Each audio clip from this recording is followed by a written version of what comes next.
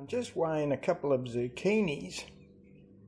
This is actually a thing called a tromboncino, which does really good in my area, which led me to start and think, hang on a minute, I got another garden tip for new gardeners. G'day folks, Andy here from McDowell Manor.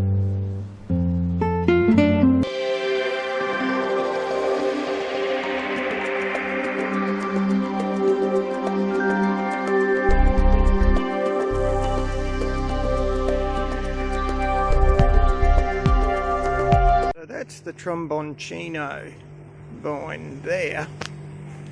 You can probably see there's still a couple on. It really is a good producer, and for my area it doesn't get a lot of mildew, which is really important. So you can see those leaves that are sort of tucked away, they mildew. So for me, oh look, there's another one there. For me, it's a ripper of a plant, does well here. I learned about it from friends in a club, a gardening club I'm in, called Brisbane Local Food. But the point of that is, identify the really good performers for your area. So obviously this rosemary, which I've cut back and tied up just recently, is a good performer. This here, for regular viewers, you'll know that's my Madagascar bean. There's only one plant in there, folks, but by geez, it produces some Madagascar beans. I'll take you inside and show you what they look like. I actually let them dry on the vine for ease of storage. And dried, they look a bit like a borlotti bean, don't they? You don't eat the pod, you just eat the bean. What's interesting is when you rehydrate those, they swell up to about 4 times that size. I kid you not, they're a great big bean. So I've canned up Tex-Mex style beans. I've canned up American style baked beans. Absolute beaut performer. I only needed to plant one. Now another good performer I'll give you a look at while we're in the kitchen, baby, which I think of as, they're dried as well, I think of them as a lentil. And in fact, any of my Indian viewers will tell you that pigeon pea, and that's what it really is the core ingredient for tor dal. I'll show you what those trees look like. With the little yellow flower. Oh, there, look, you can see the green pea pods on there. You see why they're called pigeon peas. It's a great plant because it's a legume. It's a nitrogen setter. Not a big tree. You can see it tucked away behind the bed of a grass. They're not a big tree and they don't last very long. So after about 3 years, they'll croak over.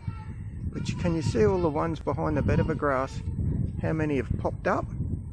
So it's just self-seeding now, repeats the cycle and provides me with lentils. What a bloody ripper. You can see lentils are good got lentils on the brain there. Lemongrass is a good performer. I use that a lot in curries. We do a lot of Thai style curries here. It goes bonza.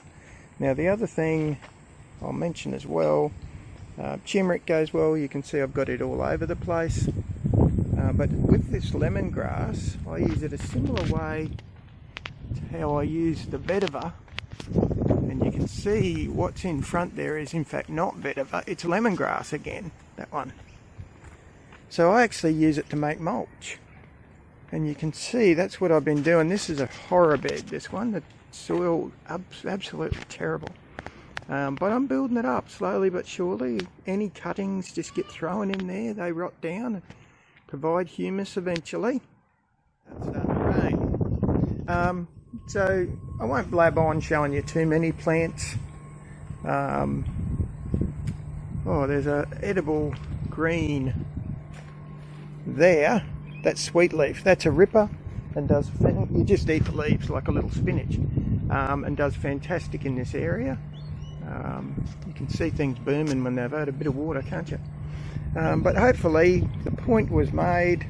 You find things that do really well in your area and you're guaranteed to have success. The other thing I would suggest to you is join a garden group. Like I said, I'm in Brisbane Local Food. That way you find out from people in your area what goes really well for them. Helps you narrow down the search. Most of us are always happy to share cuttings and seedlings and plants and stuff. And you get a lot of other people with ancillary interests that are all related. So we've got a number of exceptional bakers, we've got cheese makers, we've got booze makers, a couple of us have done sausage making. So you can imagine it's a pretty gourmet morning tea at our Brisbane local food garden visits.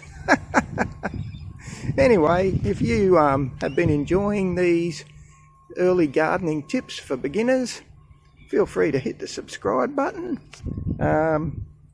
And if you hit the little bell, you'll even get an email to tell you when we've posted new clips. But you folks have a good one, eh? Hooroo!